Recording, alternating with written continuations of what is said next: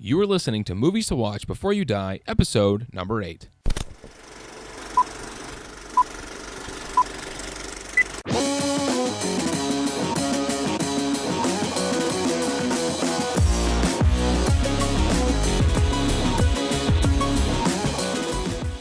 Hello, everybody, and welcome to Movies to Watch Before You Die, a weekly podcast that breaks down the most important movies ever made that will change the way you think, change the way you feel, and hopefully change the way you live your life. I'm your host, Mark Yazika, and joined with me today is my great friend, Dan Helbling. Say hi. Hello. That's Dan. And Dan, what movie are we talking about today? There Will Be Blood. That is correct. There Will Be Blood. That is what we watched. The 2007 film starring Daniel Day-Lewis and Paul Dano, directed by the magnificent Paul Thomas Anderson. And obviously, if you haven't seen the movie, pause the podcast, go watch it. It's wonderful. It's fantastic. The acting, the cinematography, the story, it's an all-around perfect movie. Everything. And Dan and I are about to give spoilers galore here, so make sure you've seen it. There are links in the show notes for places you can rent or buy the movie. And at the time we're recording this, it's also on Netflix streaming. So if you got Netflix, check that out there. Or you could always pull out the old library card and borrow that shit for free. So, Dan, I know this is a pretty dense film. We could probably honestly just do a podcast on this film and just do like a different scene every week. Yeah, a whole series on the whole movie, yeah. Because there's just so much, but we're not going to do that. We don't really have the time nor the interest, I don't think.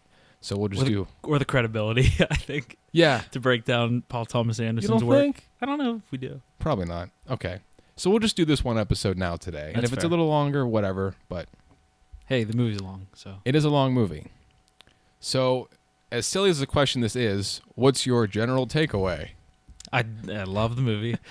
He's one of my favorite directors. He does the whole long take thing, which just long takes are raw, and this movie needed that, especially for the time period that it was set in. You needed to really be immersed into the movie, so I think his style just really pulls you in to the theme and mood of the whole movie. The tone is perfect film. It's a perfect movie. It is. Yeah. I think it's definitely one of the most cinematic that we've covered so far on the podcast, which is really cool. I could agree with that. And I had a pretty hard time trying to sort of write the script and figure out what we were going to talk about. But I'm curious to see what you took away from the film on a deeper level, on a philosophical level. Is there anything you think off the bat that the film had to say, or that we were supposed to understand or think about as viewers? Because it's definitely not as straightforward of a film as the past couple ones that we've talked about. I think it has something to do with that career is not more important than family, and money is not the end-all, be-all. Yeah. And I think we were being told that from the worst end of the spectrum. So I think that's what it was trying to say. As a like the most obvious and at the surface, I think that's what it was trying to say, and that's definitely something that would resonate with me every time that I watched it. Yeah, family is definitely, I think, one of the biggest themes, if not the biggest theme in the film. Oh yeah, and how prevalent it is. Yeah, from his son to his quote unquote brother, and them like talking about like I think he talked about his dad at one point or something, and he yelled at that guy twice, saying, "Don't tell me how to run my family." When it's and that gives you an interesting thought of what family actually is, because it's just him and his adopted son. Right. So is that family? And it's all about how you define it, I guess. Yeah, to each his own. I spent a lot of time thinking about this film, and I was sort of amazed to see the number of similarities between the sort of character arc of Daniel Plainview in the film, because the film really is just a driving force for his character. And a lot of the other films we've talked about, there's lots of other ideas and there's sub-characters and sort of subplots, and we sort of see how they all come to interact. But this film is very much about Daniel and his story and what he's thinking and feeling and doing. And even as viewers, we spend a lot of time with him, but we spend a lot of it in the dark as well. We're not even completely sure what he's thinking or feeling, which is kind of interesting. But I was sort of astonished to sort of make a lot of comparisons between the philosophy between what Daniel does and says and what sort of motivates him to make decisions and do the things that he did versus the works of Friedrich Nietzsche, who was a philosopher in the late 19th century. And I know you're not exactly up to date on... Yeah, I'm not well versed on him. on philosophy or anything, but that's fine, because I'm going to present an argument over the course of this podcast regarding what I see are a lot of similarities, and then you can tell me I'm right or I'm wrong, or whatever, and we'll discuss. So I think first and foremost, one of Nietzsche's most famous ideas that he puts forth is that of will to power. And I'll start with a quote from one of his writings, and he says, "My idea is that every specific body strives to become master over all space and to extend its force, or its will to power, and to thrust back all that resists its extension." And essentially the idea is that you take what you have, you take what resources you possess, what skills you possess, what potential you have, and you expand to fill the greatest volume that you can. You do the best that you can, you assert your will to power upon the world, and you become the largest force that exists within your world.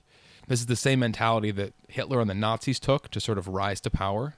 They were flawed in their interpretation of what Nietzsche was trying to say, but I think at Daniel's core, this is sort of what he believes to be his duty and his purpose in life, is to sort of expand to fill the space he's given and to essentially dominate and succeed. And to him, I think that means, striking oil and making money and doing whatever sorts of things he need to do within business. But I think that sort of central tenet of philosophy is like the core of Daniel's character. I agree, because family is an important thing to somebody, and especially if you look at a lot of works that are made now and you look at like the main male protagonist character, such as, we'll talk about Breaking Bad, anti-hero for sure. I think that's the same thing between those two pieces, and everything that Walt does, he does for his family. Daniel Plainview, everything that he does is not for his family. Mm-mm. He took advantage of having that kid. He said at the end of the movie, he wanted to use that kid so that he could buy land. And then when his son was old enough and he decided to open up his own oil drilling business, he just disowned him and told him that he was a bastard and he just wanted money. And he said, "You're my competitor." So I completely agree with all Daniel Plainview wanted to do is to be successful and grow. And he would fake claiming that he's going to be a follower of Christ just so that he can get the passage of that land so that he can lay the pipe. Yeah, it's all over the screen. Like I definitely agree with what that philosopher dude said. I don't remember his name. Nietzsche. You're going to be so well versed in Nietzsche by the end of the night, Dan. Yeah, we'll see. But yeah, it's interesting you bring up that point, because I think off of that, he's also this sort of chameleon. He knows, or he thinks he knows who he is at his core. And if he does, we don't know. We don't ever really see the real Daniel. Or when we do see him, it's very seldom in the film. But he sort of just becomes who he needs to be to best fit the situation he's in. And my favorite quote of that represents this idea, and I think the first one we actually see it in the film, is when Paul comes to visit Daniel to inquire about him getting any money for his father's land that contains the oil back home. And he asks Daniel about his faith. And Daniel says, "I don't belong to one church in particular. I like them all. I like everything." Yeah. And I laugh every time I hear that, because you can tell, first of all, no, you're lying. You're being full of shit. And what do you like everything? What do you mean? Yeah. What, like, that's the best you can come up with at that time? You're really good at like talking people into shit, and the best you can come up with, I like everything. And I mean, I don't know if this is necessarily a bad trait, because I think to be a Daniel Plainview type or a Donald Trump type or any sort of magnate who possesses a large amount of power and wants to assert your will, I think in some regards you need to sort of be a chameleon. You need to be an everyman. Yeah, you got to be a crowd pleaser. Yeah, you got to give the people what they want. Mm-hmm. Another one of the major philosophies that I think the film also explores of Nietzsche's is the idea of the Superman, the Übermensch. Have you heard of this? The Übermensch? Übermensch, Superman in German.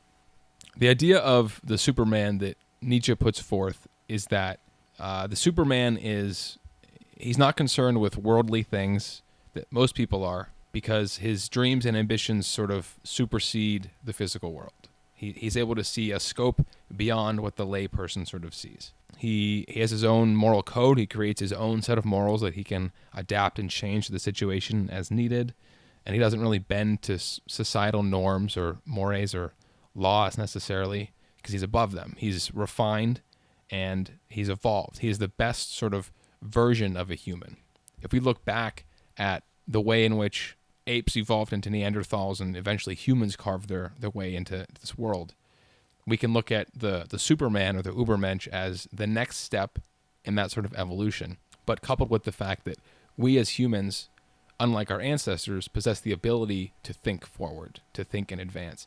And we can foreshadow the coming of our evolution and begin to manifest it today.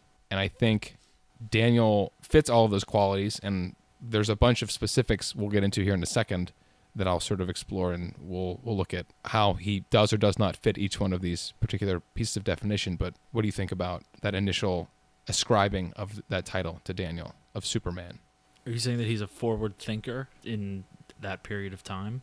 Well, not necessarily, because I think forward thinking tends to carry with it a positive sort of connotation. But I think when you look at the idea of a Superman, they're not necessarily good or bad, they're simply above. And I think at the same time, Daniel sort of views himself as a god, especially to the people of Little Boston, and he sees himself as above all these other people because of his ability to speak to people and to coerce them and to get what he wants. And I think because of that, and the things we'll sort of get into here in a second, he thinks himself to be a Superman. And I don't know if he's ever read the works of Nietzsche or how well versed he is even in philosophy. I doubt he has any interest in those sorts of things. He doesn't seem like that studious of a person, but I think he thinks highly of himself, and he sees himself as above other people. I can agree with that, just by his nature and how he talks to other people and how he clearly manipulates other people, and he knows that he's manipulating those other people. Yeah. So, yeah, I can agree with that. I don't think there's an argument against it. Yeah, I mean, we could cherry pick, but we'd really be nitpicking it, I think. And the only time that I could see an argument coming up, though, for that would be the scene where Eli approaches him about that he owes $5,000 to the church, and then he just smacks him. Daniel smacks Eli and just keeps hitting him and says, can't you fix my son? Why can't you fix my son if you say you're the savior or whatever he called him? Yeah. That's the only time I could see it, because that's where he's I feel like that's one of his more human moments. He's very they're very distinct moments throughout the piece where they show that he's a human, that he's not just one business sided or something like that. That was one of the very emotional scenes. Yeah. And most of them happen with it that have to do with his adopted son. Yeah.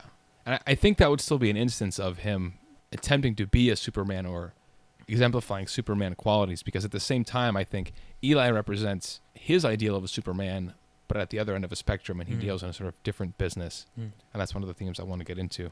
But one of the first components, and I think one of the most important for being a Superman, is Superman recognize that suffering is a necessary component of good things. Pretty much the idea of no pain, no gain, whatever doesn't kill you makes you stronger, those sorts of things. And I think Daniel recognizes that sacrifice is necessary for progress. People might need to be hurt in order to achieve greatness. Sort of how we discussed with the Whiplash episode. Yeah. Right? You got to put the work in if you want XYZ results. Sure. And I think we see this very beginning in the film whenever he's mining for the silver, and he ends up falling and breaking his leg, and he's able to get out and everything, and that's fine. But then he's laying there in the office where he sold the silver and with his broken leg counting his money. And it's this is a man who knows what he wants, and he's going to get it no matter what. Yeah. But then there was maybe one other time that he was a part of the sacrifice. What is that instance? He broke his leg. Sure, that's something that happened to him. Then he built the next thing, that's something that he didn't have to or he got people to go in there and do that. And then when they finally struck oil, the oil thing fell and killed that one guy. Mm-hmm. Sacrifice. Something happened. Bad thing happened. Progress is still being made. And then what would the next one be? The next one would someone died at the next well too. Yeah, somebody died at the next well, and then the whole thing went up in flames, and his son lost his hearing.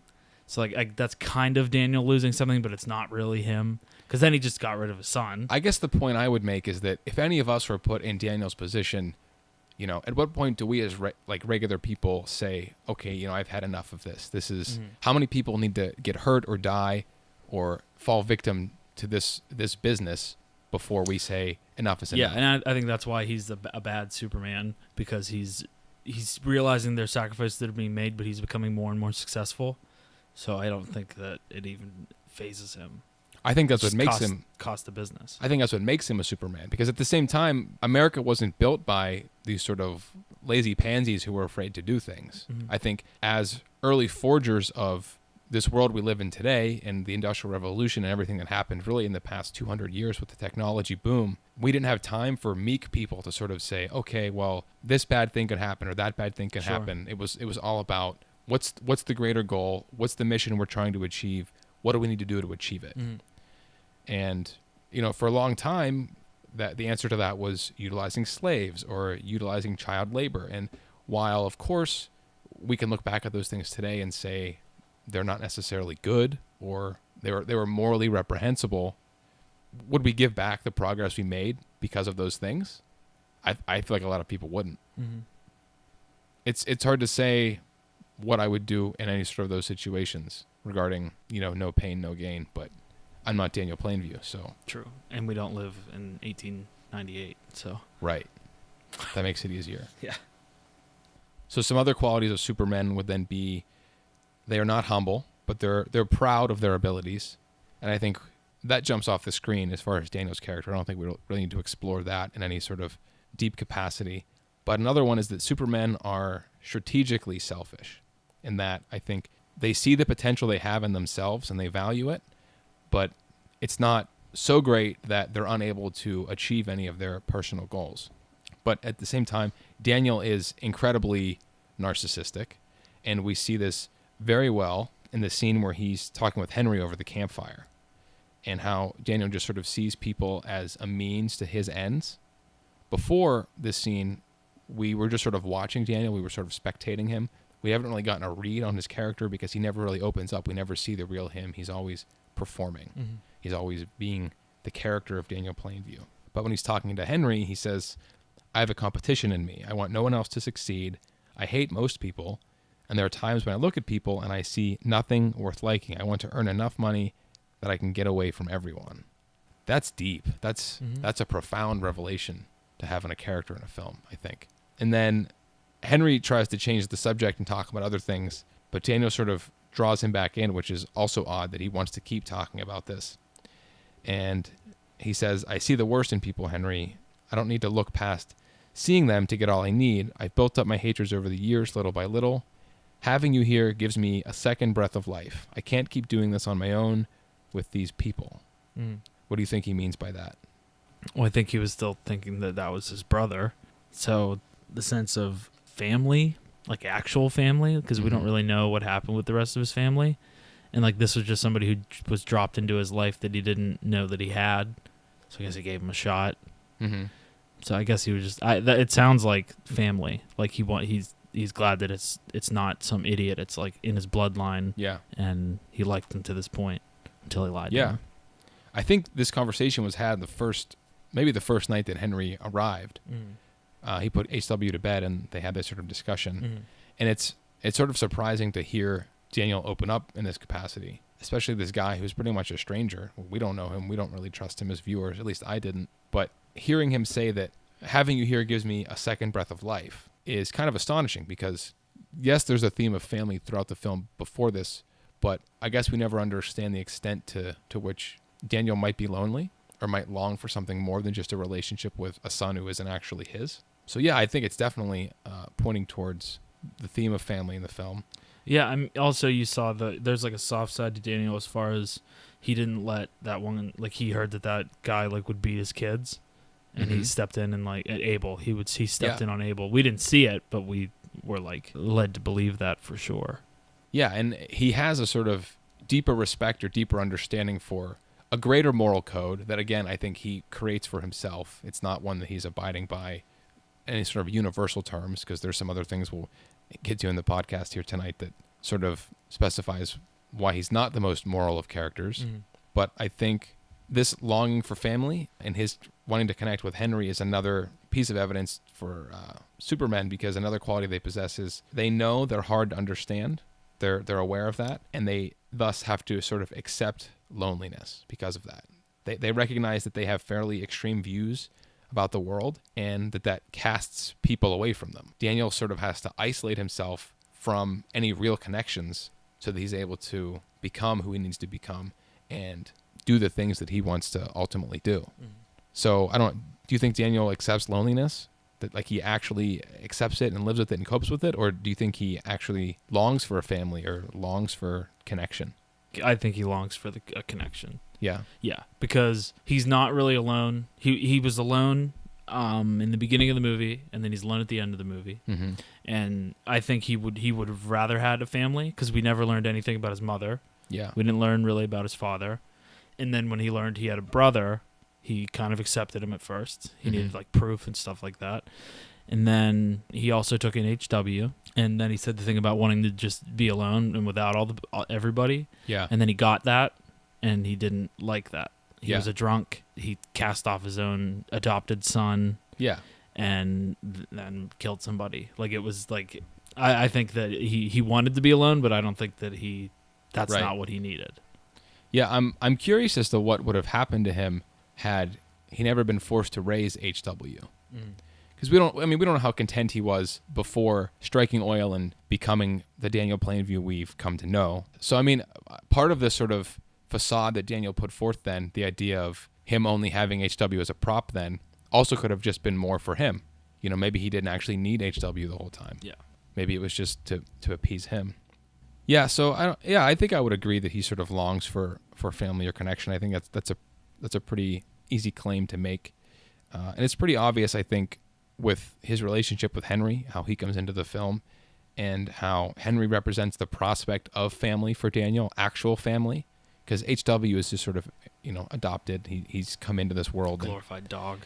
Right. And I wouldn't say that Daniel casts him away easily, but he's not as connected to HW as he could be, or as he thinks he can be with Henry. Mm-hmm. But then again, at the same time, I think he sees Henry as an immediate business partner, whereas HW is this 10-year-old kid. And immediately, Henry is, his right-hand man. They went to that meeting with Union. Right, and they begin to build the pipeline together. But yeah, I think there was a time where Daniel was vulnerable because of his loneliness, and Henry acted upon that and took advantage of that and just came in at the right time, I think. But then when Daniel finally finds out that he's a fake, I think that it ends much more badly for Henry than I guess he could have thought. Mm-hmm. So, I don't know, ultimately, why do you think Daniel kills Henry? And was he justified in doing so? No, he wasn't justified in doing it. He probably thinks he was justified in doing that. Well, he killed him because he lied to him for, what was that, probably a couple months, because they were traveling on horseback together, and he probably just felt betrayed. Or it was just an excuse to get rid of him. Maybe he didn't really want him. Because he kind of figured it out whenever they were at the beach. Yeah. Because Daniel was in the light and he was in the dark. And he gives him that look. Yeah, he gave him that look too. So he was not justified for that. And I just think he killed him because he was betrayed. And it's his business. I think he's greedy. He's a greedy man. So if somebody lied to him, why would he want to share business with them? So I think that's why he did that. That's fair. Part of me also thinks it's because Henry was the bearer of bad news. And he represented the brother that Daniel never knew he had.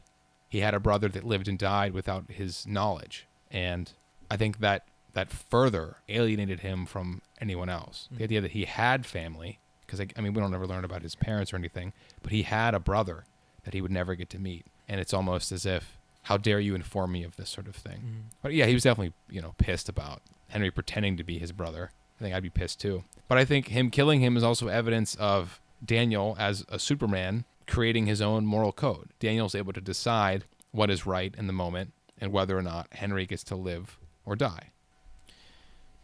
Further along the line of family, we have the scene where HW tells Daniel he doesn't want to be partners with him anymore. HW misses working outside. He thinks his father has become increasingly stubborn. He says he wants to go away, generically, as in not be around you anymore, Dad. And this confession sort of causes Daniel to lash out. And I think initially he treats it as an attack on their business. To sort of tell your father, business partner or not, that you become increasingly stubborn and I want to go away from you, I would immediately, I think, address that on a personal level, on an emotional level, address the relationship. But Daniel immediately spins it to be about the business, about you're now my competitor. That's all he cares about, though. Do you think that's what he cares about, or do you think he's deflecting? I don't think he's deflecting. You don't think he's hurt? No. It doesn't hurt him? No, I think he's deflecting. I don't know. I'm skeptical to believe that the whole time that HW was just a prop to Daniel. I think he definitely. I think he was a dog. That's it. Like you like your dog, you know? Yeah. But like it only lasted for a little while, and he only needed him for a little while. I think that the responsibility just fell on him, and he found that he could use him. I think he's a terrible person. I don't think that, because like even when they had that little flashback of him like playing with his hat, he was also around people, so he was still performing. At the very end of the film, before he goes into the bowling alley, that flashback. Yeah, where it's like they're around that like fire or something. Yeah, I think, and then there's the shot, I think maybe right before that or right after it too, where they're sitting at the sort of benches in front of the oil well, and then Mary's there and HW's there and Daniel and some workers, and Daniel and HW are sort of messing around. The hat. That's the same scene? Yeah. I think he was just, because like you saw he was a little pissed, like you saw he was a little annoyed by it, and then I think he like got it, and then he was like, oh yeah. I don't think that he cared for the kid. I think he did. I think that scene... Not like it was his own kid. I don't think he did. I think the scene of them in front of the oil well shows a genuine relationship between the two. Mm-hmm. A love that Daniel shared for HW and that HW had for Daniel. But then we see as Daniel sort of... He doesn't push him away, but he sort of says, like, go play. And then HW turns and walks away with Mary. And then Daniel turns and starts walking towards the oil rig. Mm-hmm. And I think that shot right there perfectly sums up their relationship, in that at the end of the day, Daniel cared more about the business and his oil than HW. But to simply say that HW was only a dog, I think, denigrates the relationship a little more than need be. No, I think it's perfect. I think that's how it's supposed to be, because it just shows the oilmonger side of him, and that's all he cares about, and that he just uses HW. That's what I think. There's also this scene on the train. I rewatched parts of the film to sort of understand this. And as Daniel's sort of sitting there waiting to leave the train so Fletcher can stay there and keep HW on, and this is all Daniel Day-Lewis and his wonderful acting. A single tear falls from his eye before he gets up and leaves HW. Sure. You'd feel that way about a dog. If you had to just give up your dog after you've had it for 10 years, yeah, that's going to suck. Single tear? I don't know. Nobody has ever cried a single tear in real life. Daniel Day-Lewis did on that train. Okay, that wasn't in real life. That was the movie Single Tear. He never looked at him like he was like walking away. He had to. He couldn't. I don't think he couldn't stand to look back. I wouldn't want to look back at my dog looking outside of a window at me, not knowing what the hell's going on. Same thing. I think it's the same thing, and I think it's. I don't. You can't convince me that the relationship was anything more than he was using him. He liked having him around.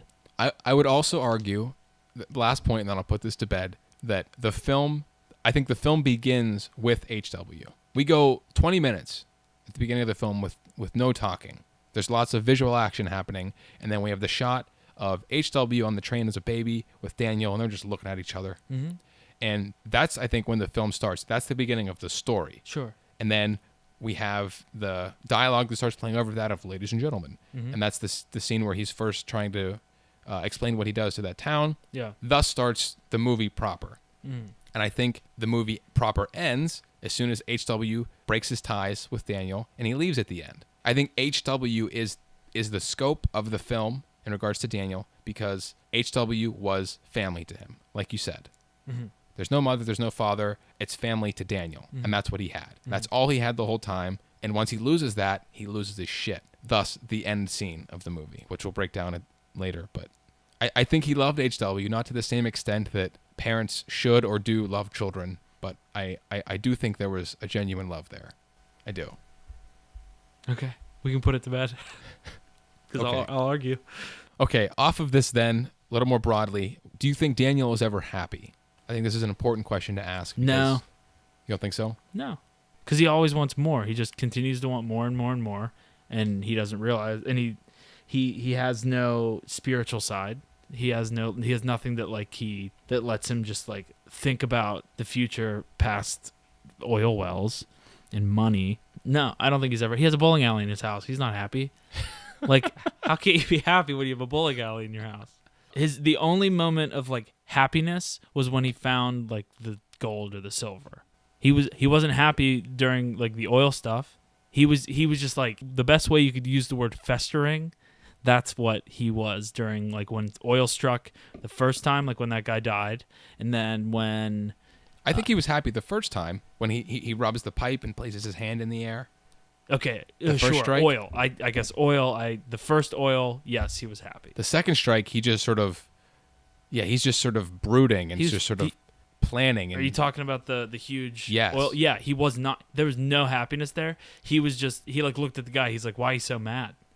Like, we have an ocean under us." He wasn't happy about it. He was just like, "That's more."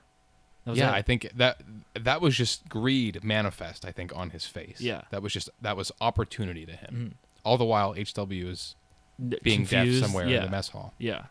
But there's the one moment where HW and Daniel are quail hunting on the Sunday ranch, and they finally find where the oil is spotting up out of the ground. And there's a moment that they sort of share where Daniel's happy to have found this and to share that moment with HW. And I think in that moment, in that singular moment, he is happy. Okay. I think he's happy at the prospect of fulfilling his ideals for business and all that he wants to do and to build the pipeline. That's when he starts to explain that to HW, that sort of process. And to be able to share he that. loves talking about his business. I agree. And to be able to share that with HW, who he views as his son then, but his eventual business partner. And yes, that's a skewed, fucked up way to have a relationship with a son of yours, but such as Daniel Plainview. I don't know. I think he was happy in that moment. And I think that excellently frames his relationship with HW. Sure. I think it's skewed happiness, but I also think it's skewed love. So sure, I guess I can agree with you on that. Fucked up either way. Like not a good dynamic for a Yeah. relationship at all. No. Your son should be your son. Yeah. But I think back to Daniel viewing himself as a god, he draws his power through his words and the way he speaks. We see this in the way he sells to people a lot in the beginning of the film. And I think when HW goes deaf, he feels that he loses the one connection he had with the boy because his power is his words, is his speech. And thus losing his connection with the boy, he loses the only connection he had.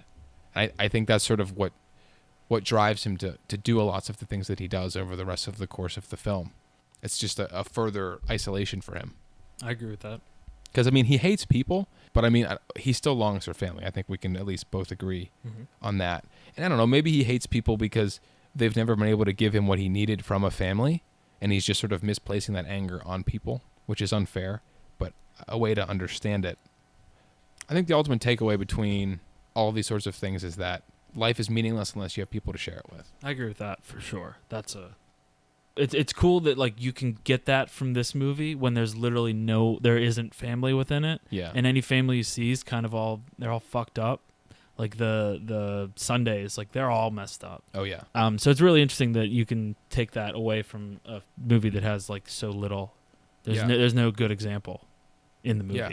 In drawing this back to Nietzsche's will to power, I think the flaw in Daniel's conception of it, and of course I don't think he read Nietzsche and was attempting to distill it and put it to practice in his real life, but reading the initial definition I said before, Nietzsche writes, "My idea is that every specific body strives to become master over all space and to extend its force and to thrust it back all that resists its extension." I think Daniel does that, or at least he tries to do that. And he does it well. He becomes an oil magnate. But Nietzsche continues to write, but it continually encounters similar efforts on the part of other bodies and ends by coming to an arrangement or union with those of them that are sufficiently related to it. Thus, they then conspire together for power, and the progress goes on. And I think this second half of the definition represents Daniel's failed attempt to connect with HW and allow him to be a part of Daniel's will to power. Mm-hmm. And thus, he's sort of never able to manifest that in the real world. And to him, I think he internalizes failure. That's a loss for Daniel, I think. I found it very odd to sort of see the way this definition was written and then see the way Daniel's relationship with HW manifested in the film and how the two sort of ideas are at odds. But the last aspect of being a Superman that I think Daniel represents is that Supermen are interested in the practical application of culture to enhance the mentality of society. So this is sort of the idea that smart people, intelligent people, artists, musicians, whomever these people are that possess these powers, it's their duty to use them for the betterment of culture, right? That's why we have the idea of celebrity, and we have these politicians, and we have these things. And I think Daniel's desire to drill for oil is evidence of this in the way he sells that to the people, is that he's going to build them a bigger church, he's going to build them roads, he's going to build them schools, they're going to finally have bread. Like, that's just a thing we take for granted, like having bread. And of course, I think we can probably agree that Daniel's motives for this are flawed. Selfish. Definitely from a place of self. And I think the Superman in Nietzsche's definition would do it simply because, right? If I'm smarter than you are, and I understand how to do things that would benefit everybody, it should be my duty as a person to do them, to do that for the good of the people. And in some regard, Daniel does this, and he believes that, but again, he's doing it more for himself than for the actual good of the people, which I think leads into another big theme of the film, which we've touched on a bit, is capitalism, greed, and corruption. Mm. What are your thoughts on the film's commentary on capitalism, greed, corruption, those sorts of things? I guess it says a lot about the people that own the monopolies and that own the oil companies, or Daniel Plainview talked about the railroads. Mm-hmm. He was like, well, you own the railroads. He like commented on that. He's like, that's why you're not worried about cost of transportation. Right. You own that. You don't have to worry about that. So I think what the movie is trying to say is, or when they're talking about capitalism, but in this case, I'm looking at it from a monopoly standpoint, because he is the only oil. He wants to be the only oil guy, and he considers everybody else who is in oil just a competitor, not somebody who's just within the same field as him, just a competitor. Yeah. So I think what they're trying to say is that, well, first of all, the country was built on capitalism, mm-hmm. like Union Pacific. That's a huge one as far as their railroads, right? Union Pacific railroads. Like, just companies like that are the people that built this country. Mm-hmm. But by the end of the movie, what he was also what they're trying to say is that it's not always going to be that way, and people are going to have to go their separate ways. And by that point, you saw that things were more developed. Like, there was that beautiful church, and his house was on a street. So I think obviously it's not the main point of the movie, but I think just what they did from start to finish was, it started out with one big person doing something to a lot of other people doing things. So I think it just was kind of commenting on the progression of our country. Yeah. In as far as business goes, and as far as how capitalism kind of fell through. Yeah. And now it's kind of coming back up. Yeah. I think there's three major points the film wants us to take away, or at least I got to take away. And I think one of them is, yes, wealth breeds freedom. Capitalism breeds freedom. Because if we think, what would have come of the people of Little Boston had Daniel never come there and drilled for oil, right? I think people would have just continued living in their poverty there. Eli would have been the sort of Superman of that community, the people that... Without a church, yeah. Right, they all would have turned to him and his faith healing in their little shanty of a church. Yeah. And Abel would have kept beating Mary for not praying or whatever. She wouldn't have met H.W. Right, they wouldn't have had any bread. You know, they would have remained this poor little town. And Daniel comes in, and of course, for himself, for the wrong reasons, but he built an economy there. Sure. He connected these people to the world. Yeah. He gave them jobs. He gave them bread. That speaks for something. And, there's always going to be a dichotomy between capitalism and capitalistic greed, but I have yet to see an economy in which one can exist without the other in the real world. And we can talk about, ideas like communism all the time, but ideas aren't great when you put them into action. But another big theme, I think, is that everyone has a price. There's a price on everything, whether it's stated or not. Daniel understands this, I think, and that there are also no good people. There are only thresholds of corruption. And I think the corruption of Eli at the end of the film is a big takeaway we're supposed to have, and that this man of God, this man of faith, who are usually on the complete opposite end of the spectrum of people like Daniel, who place their stock in money and greed and those sorts of things. Even Eli was able to be corrupted by the likes of Daniel.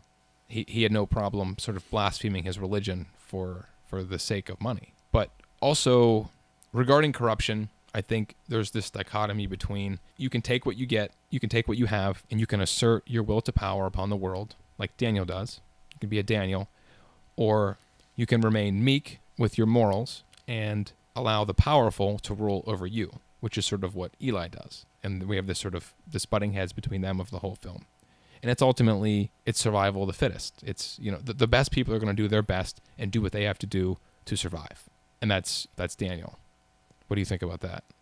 Yeah, they're the opposite ends of the spectrum, for sure. Like there's definitely people in the middle that won't budge on their beliefs, but still are getting what they want, So Yeah. I think they're great representations of the spectrum. They're accurate representations of the spectrum, and I bet we could both come up with a couple of people we've met or people that possess at least some of those qualities that they both have. Right. So yeah, I definitely agree that you're pretty much saying they are the scale as far as those people go. Yeah, and I think as characters they have to represent the scale. Yeah. For us to see the scope. They have to be drastic. Yeah.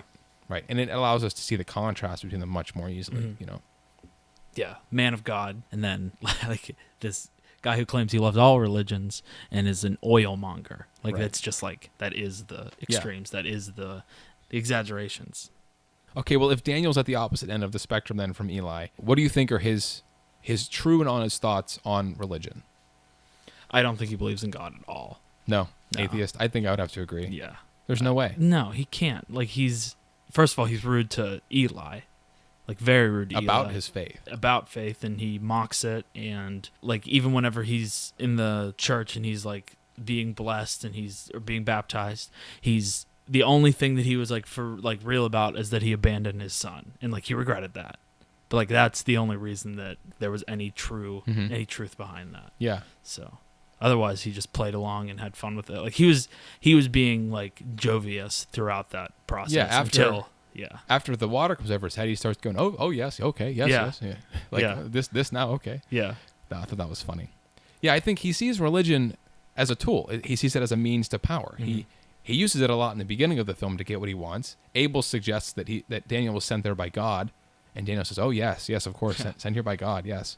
And whenever Eli suggests that he bless the well, Daniel blesses the well himself, and wins some brownie points there with the people. And the idea of it to him, I guess, is just laughable that all these people believe these things. Yeah. So yeah, I would agree that he definitely doesn't like religion. And then we also have this scene where, after the well explodes and there's proof of oil beneath them, and Eli comes to ask Daniel for his money, and Daniel loses his shit. One, because this annoying little shit is asking for his money again, but two, because this supposed faith healer, this third revelation of God, is unable to heal his son, even though he's able to perform these other sorts of miracles. And then I see Daniel sort of baptizing Eli in this oil, and he's sort of bringing him into his world and showing him that this is the law of the land. You have your faith, I have my oil. And then what does Eli do? He turns and he goes home and he preys on another weaker individual, his father. What do you think about that interaction, that series of interactions? I think it almost feels like that's where Daniel breaks Eli's faith. You think it's broken there? I think it is. Like why? Like I feel like Eli's outlash against his father was not very unchristian-like. Yeah, in the position that he has, that's not something that you should do if you're claiming to be the person that you are. Right. And I think that's like the moment where like he becomes like a false prophet, and he realizes like I can't do anything. And like I think that's when he was like kind of broken. So do you think Daniel actually broke him there, or do you think Daniel lashed out and did that because he knew Eli was a false prophet from the start? Like, do you think Eli ever actually had faith? No.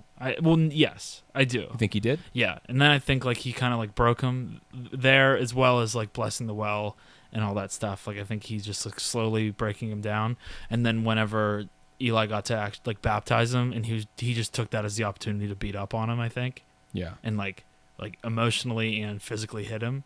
Yeah. Like make him yell about his son, and then smack the guy, and then dump him in the water. I think that's right. Because there's just parallel scenes between the two and trying to assert their power. I think as soon as Daniel met Eli, he sized him up and he saw him for what he was. And before Daniel came in, I think Eli was the Superman of their community. Yeah. Eli was, he wasn't, I wouldn't say the law of the land, but faith ruled in that little community, and Eli spoke on behalf of God. Eli was that voice. He had faith, I think, before Daniel came, and I think he believed in God, but again, I think he saw religion as a means to get him what he wanted, to allow him to find success, to build a congregation, to be a prophet. I think that's ultimately what he wanted. And I think Daniel picked up on that immediately, and he saw Eli as competition. Again, they're opposite ends of the spectrum, but I think he saw Eli almost as a threat, or as, How dare someone else try to use the same means I do to secure any form of success? But at the same time, I don't think Eli was as strong as Daniel was, and he wasn't as much of a Superman as Daniel was on the other end. But as far as Nietzsche on religion, in regards to the film, Nietzsche always has a lot to say about it. And there's sort of three major tenets of his philosophy on the idea. And the first one is sort of underwhelming and assumed, and he doesn't spend much time on it in his works, and it's the idea that God isn't real. And not only is God not real, but you're a fool if you think he is, because there are no gods. People are the gods. We are the gods. We are the arbiters of our future, and that's sort of fundamental to the idea of existentialism, the existentialist philosophy, and that we assign meaning to our life. We assign meaning to our world. There is no inherent meaning anywhere else. It's us. Secondly, there is no savior. There is no salvation. And then the people who accept these two things will always have power over those who don't. And I think that is what led Nietzsche to later create his idea of the Superman. And that's sort of where Daniel asserts himself. Yeah. The second tenet he puts forth is the idea that God is dead. So we can accept that religion is not true. That much is obvious, Nietzsche says. But the purpose that religion serves has to be replaced with something, because religion still serves a purpose. Otherwise, we wouldn't use it. We wouldn't abide by it. It still does something for us in society. So he says without religion, we should turn to people, to culture, to music, to books, to philosophy, those sorts of things, and turn to things that are sort of deeper and more meaningful, which also sort of allows one to become a Superman. But Daniel views himself as a god, which we have seen, I think, and accepted. But I think one of his flaws is that he fails to replace religion with anything. He replaces it sort of with himself and expects to fill all the cracks. And I think that's sort of where he comes up short. He lives up to the concept of Superman for the most part, but only the sort of aspects that allow him to accumulate money and success. Because he's just fixated. Mm-hmm. There's no greater appreciation of culture or people or anything. Yeah. It's just him. I agree with that. And his own Single-mindedness success. and very abusive determination. Yeah. Yeah. We could argue which is worse, that or faith. I don't know. Yeah, like That's like a solely separate being podcast, being like business driven and wanting to be successful, or solely believing in God and not letting your kids have like injections and stuff like that. Yeah. But that's Eli versus Daniel. That's the exaggerations. Right. Yeah. I think the strongest aspect of Nietzsche's philosophy is, in regards to religion, is Christianity as slave morality. So Nietzsche views initial Christianity, when it first formed in like 200, 300 AD, as a virtue of cowardice for people who sort of lacked the wherewithal to get the things they wanted. So initial Christians were poor people. They were peasants. They were uneducated. They were unsuccessful, ugly and decrepit and unclean, not the best of people. But they were the most easily persuaded to join the church, to join the faith. Because they would use religion as a crutch. Right. They had nothing else. Okay. Like the people of Little Boston. Faith was sort of all they had. So these people, these poor people, the initial Christians, they weren't able to pursue sex or success or creativity or anything. Faith was what they had. And so they denounced all of those things that they couldn't have as bad. Sort of like, have you ever heard the Fox and the Grapes story, I guess, by Aesop? I feel like I have. It sounds familiar. There's a fox walking through a vineyard. And he's not allowed to have grapes. No grapes for you. No, he sees some grapes hanging from this tree. Mm-hmm. And he thinks, I'd like those grapes. They look good. So he goes and he tries to run up the tree, and he falls just short of the grapes, can't quite reach them. So he falls back down and goes back, and he gets a running jump and tries again, and he's a little closer, but he doesn't quite get the grapes. So comes back down and runs up again, and he keeps trying and trying and trying. And eventually he just accepts that he can't get the grapes. He can't reach the grapes. So as he's walking away, he mutters, oh, well, they were probably sour anyway. And the moral of the story is you shouldn't disregard or write off what you can't have just because you can't have it. But I think Nietzsche argues that this is sort of what the Christians did to the things that they couldn't have when they were first forming the religion. So sexlessness, the idea of sexlessness, became purity. And weakness became goodness. And these sort of qualities that they couldn't have became these qualities of virtue, quote unquote virtue. And submission is obedience, and lack of power is forgiveness. But what do you think of that in reference to the people of Little Boston and how Eli sort of reaches his congregation? Eli takes advantage of. I think Eli is, like you said, he's another type of Superman.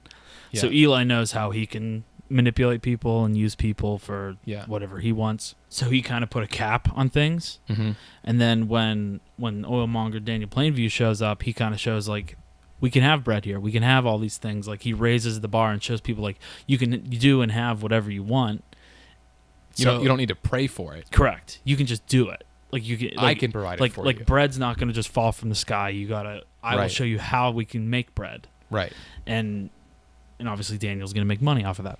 So I think that's a very accurate statement as far as how Little Boston's views were and how their perspective was warped in two different directions. Yeah.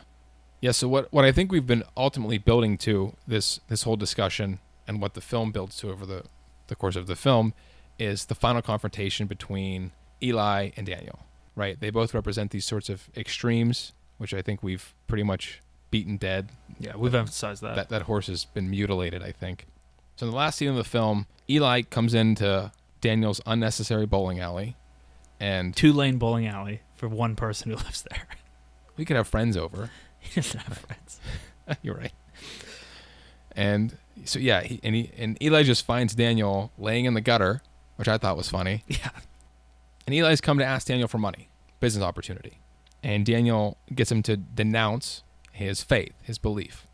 What do you think causes Eli to do this? And what do you make of what ensues after that interaction?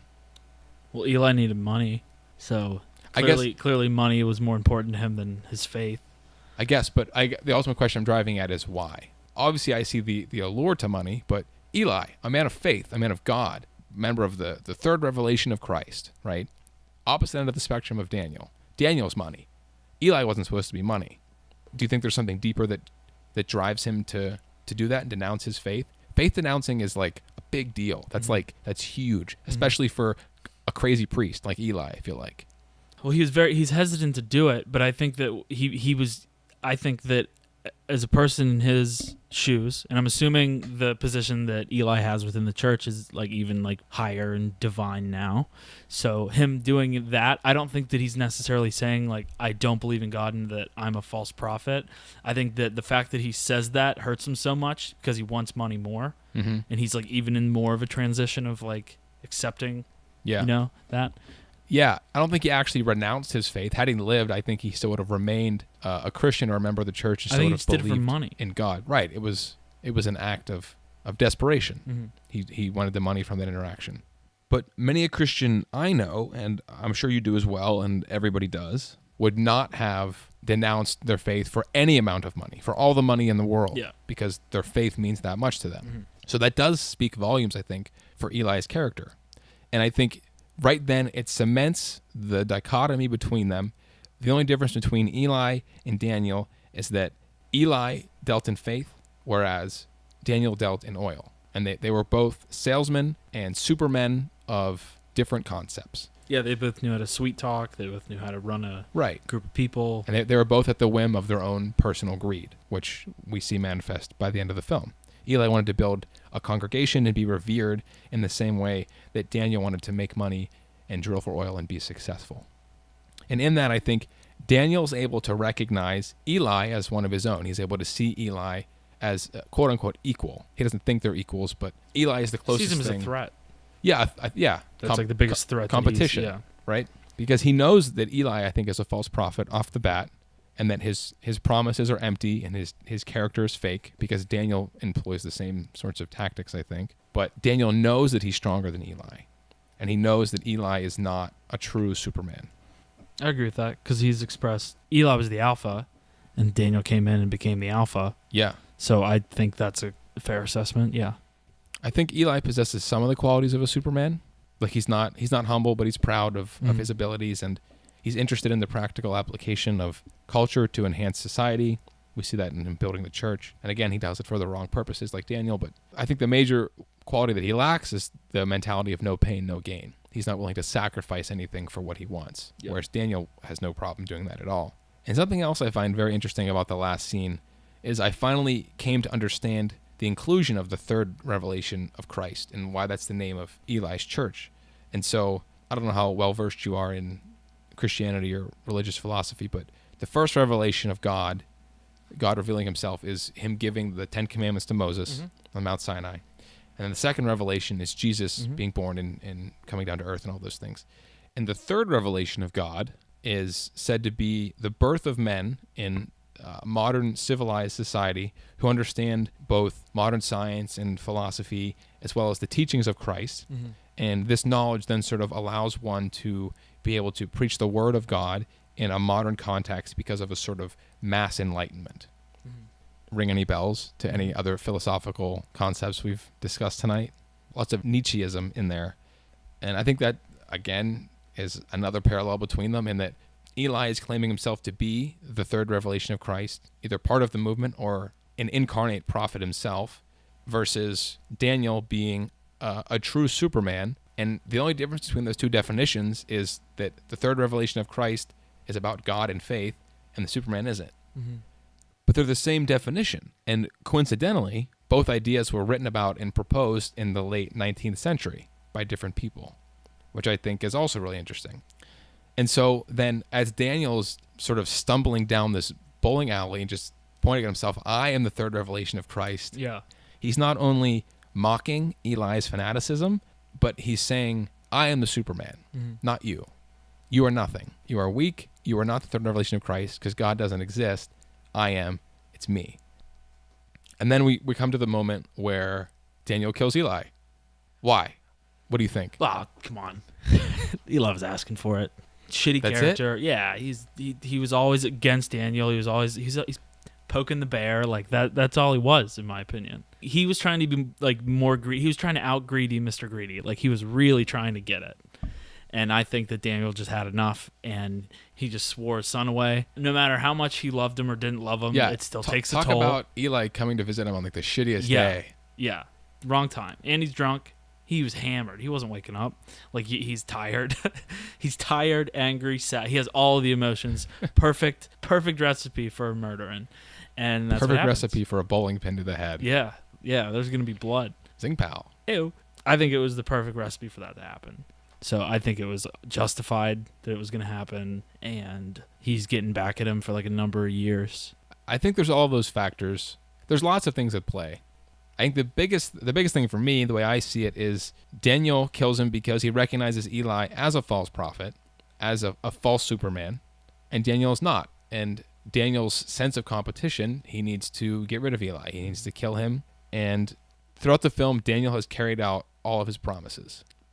And the one promise up to this point he didn't keep was telling Eli that he was going to eat him up. And he didn't physically eat him up, or even metaphorically, but he put an end to Eli and his sort of tomfoolery. So I think that's what Daniel takes to heart the greatest, is that he understands the scope of his character and how powerful he is, the sort of power he has over people. And Eli couldn't conceptualize that. And for whatever reason, that made Daniel angry. Daniel didn't like that. Maybe he saw potential in Eli, and Eli didn't harvest it correctly. I guess a bigger question would be, what power does faith even have in the face of someone with willed power? Does religion or faith even hold a candle to the idea of a Superman? I think ultimately the film is saying it doesn't. Yeah. The film is saying that your faith, your religion, your beliefs without evidence have no power compared to these men, these supermen who will do what it takes to succeed and to drive. I agree with that. I think that's exactly what the movie is saying. Obviously, that's a subjective thing. It's just I agree with that's exactly what the movie is saying. Yeah. And then the scene ends with Daniel saying, I'm done. I'm finished. And we finally have this grand concerto come up, which is diametrically opposed to everything else, because throughout the rest of the film we have these sort of brooding violins and clacking blocks, and even when the music almost fit the tension of the scene, there was always a disharmony. Yeah. And now we have disharmony and violence being depicted on the screen and this beautiful music. Yeah. But what do you think is meant by that final moment?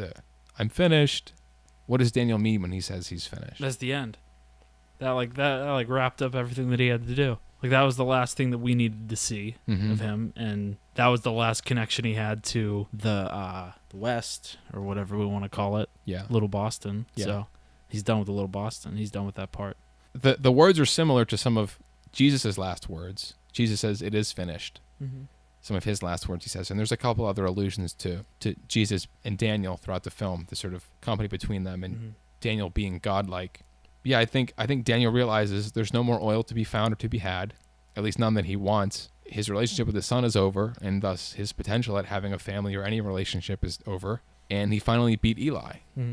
So he has nothing. Yeah. It's also almost as if he's telling the movie, like Daniel's telling the movie, my story's over. You can end now. Yeah. Like he's giving the film permission to be over. Yeah. And then the music comes up, which I wouldn't put past him. Yeah. He's that ballsy of a character. Yeah. So what do you think the film ultimately has to say? Well, the title is There Will Be Blood. Yes. So there is always going to be conflict, and there's always going to be a resolution. I think that's kind of something that it was trying to say. And I think this movie was trying to tell you that, like, this is just what's going to happen in life. Maybe not the same way, but you're going to have to deal with things in certain ways and deal with certain people and loss and all that type of stuff. And I think the title says it best of what the movie means, and is like, things will end. Things will resolve. You will deal with something. But there's always going to be an ending. And sometimes the ending won't be the ending you want. Correct. Sometimes it will end in blood. As far as the title goes, it's simply a reaffirmation to one of Daniel's central tenets of his own personal philosophy, and that whatever doesn't kill you makes you stronger. No pain, no gain. There will be blood. Sacrifices have to be made. XYZ must be done to get the results you want from that. And that's a hard truth. That's a hard pill we have to swallow, but it's one I think we all have to at some point, because otherwise we're just going to end up sitting on our asses all day. Nothing's ever going to get done. So is superhumanity any sort of state we want to strive for? There's a couple qualities that Nietzsche also writes about that Daniel doesn't ever seem to be able to manifest. One of them is that greatness in a person, or as an abstract, should be about the reformation of humanity against pagan values. And Daniel just simply abuses people's pagan values to get what he wants from them. I think Nietzsche would prefer Daniel to see the values people have and fight against them in a way that enriches them, that makes their lives better. I think Daniel abuses that. And another big one that he abuses is that supermen aren't resentful of the successes of others, because they should happen non-coincidentally. They should be separate. And we've spoken before about how much Daniel cares very deeply about people's perceptions of him, especially with the two scenes of the Tilford guy from the railroad company or whatever company he's from. And how much, he needs the people to understand who he is, or how much he wants them to think who he is. And last, Nietzsche thinks that supermen should be gentle towards the weak, because supermen are aware of their own strength. Yeah. They know their limits. They should then almost have pity on the people who are not as great as they are. And Daniel definitely he doesn't have that. And that's the last scene of the film is the bowling pin in the coffin for that sort of ideal. Yeah. And I also love about that the final shot where Daniel is striking Eli with the bowling pin, and how much it resembles. Have you seen 2001: Space Odyssey?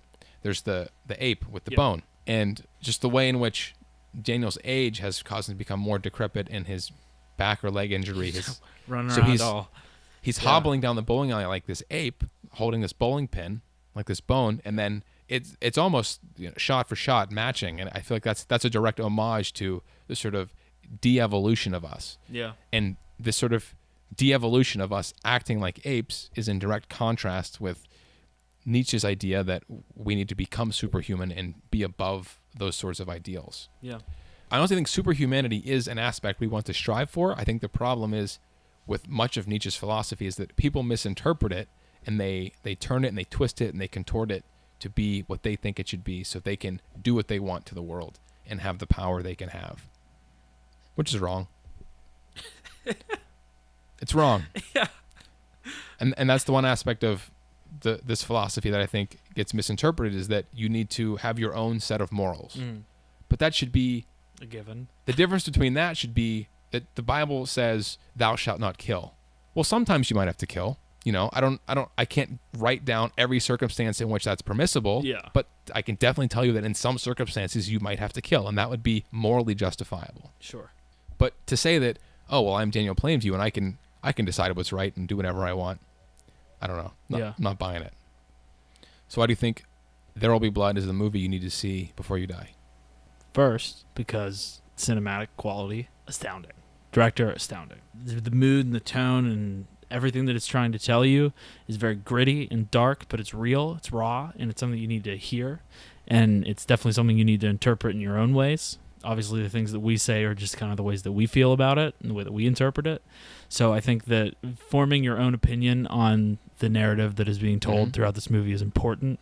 So I think that's one of the reasons people should see this movie, because that's imperative. Like, just the way you think and the way you hold yourself can be, you can read a lot from what Daniel's doing and what Eli's doing, and like you can see yourself in their shoes in some instances. So I think it's a very personal movie. Yeah, and that's a good point you brought up, because the past couple of films we've done on the podcast, I just sort of looked at quotes people said or words people kept repeating or obvious themes, and I could extrapolate things from that. But I really had to work at this script and try to connect it to other things, because it's so insular and so self-involved, and it amounted to me personally interpreting a lot of things that people may or may not agree with out there. But that's the power of film, I think, is that it should cause you to have a one-on-one relationship with it and allow you to take something personal away from it. And it was difficult, but I think I definitely did that. Yeah. It's a modern American classic. So it's a good Western. I hate Westerns, but I love this movie. Love Westerns. Love this movie. So there you have it, folks. There's no reason you shouldn't like this movie, regardless of your opinion on Western films. Daniel Day-Lewis. He's good. He deserved it. He deserved the Oscar. Oh, yeah. That single tear, baby. Single tear, baby. Okay, Dan, any final thoughts before we wrap this one up? Nope. I do not have any thoughts regarding this movie besides you gotta watch it. Definitely have to watch it. Yeah. Okay, well then, thank you for joining me this week. As always, yeah. Very long, hearty discussion. Yeah. But that's good. Yes. Lots of meat. And thank you all for tuning in. Again, you can check out the links in the show notes to find out where you can buy this film. It's a modern classic and definitely one you're going to want to see again sometime. And also stay tuned for episode 9 of the podcast next Thursday, where we'll break down the infamous Donnie Darko and discuss a ton of themes from destiny to time travel to death.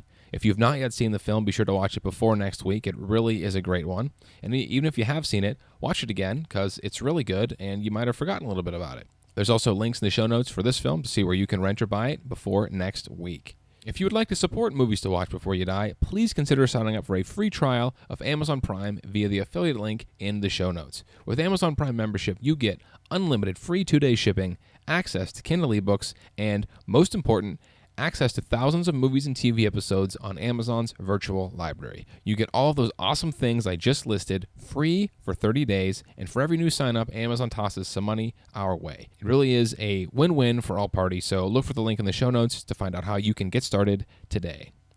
And finally, if you like what you heard this week on the podcast, please consider leaving us a review or comment on whatever platform you use to tune in.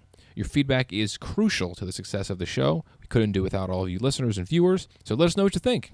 And if you'd like to stay up to date on all things related to Movies to Watch Before You Die, be sure to join our mailing list via our website at markgazica.com.